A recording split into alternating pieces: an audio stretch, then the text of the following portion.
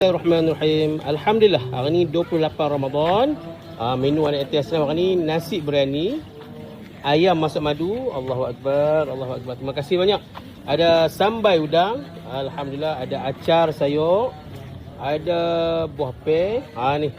Ada dadih keladi. Alhamdulillah. Ada kuih pau hari ni.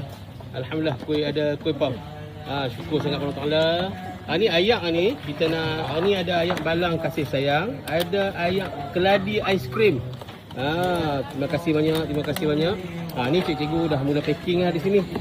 Jadi anak-anak yatim Aslam tengah buat baca Yasin. Macam inilah salah satu portion. Ada buah, ada ayam, ada kuih, semua lengkap di sini. Kuih pau ni special. Ni semua ni kita susun ya, hijau. Dalam ayak-ayak pun semua cikgu dah susun dah.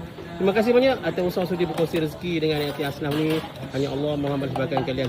Terima kasih banyak untuk 28 Ramadan bersama anak yatim Aslam. Aslam bagi sayang. Jazakallah khairan katsiran. Assalamualaikum.